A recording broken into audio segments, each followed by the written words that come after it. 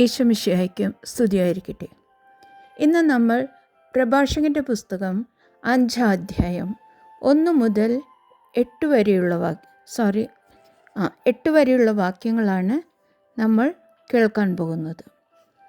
സമ്പത്തിൽ ഗർവരുത്, സമ്പത്തിൽ ഗർവ് അരുത്.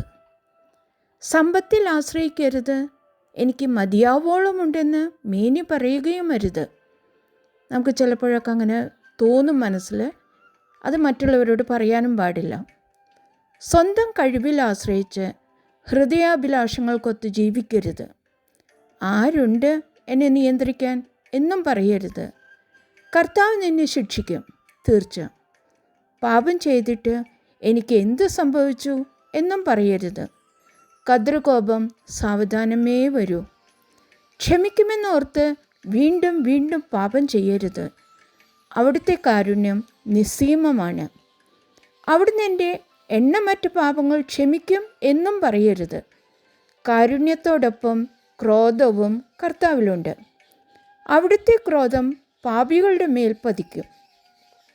കർത്താവിങ്കിലേക്ക് തിരിയുവാൻ വൈകരുത്. നാളെ നാളെയെന്ന് നീട്ടിവെക്കുകയും അരുത്. അവിടുത്തെ ക്രോധം അവിചാരിതമായി ഉണരുകയും ആ ശിക്ഷയിൽ നീ നശിക്കുകയും ചെയ്യും. വ്യാജം കൊണ്ട് നേടിയ ധനത്തിൽ ആശ്രയിക്കരുത്, ആപത്തിൽ അത് ഉപകരിക്കുകയില്ല.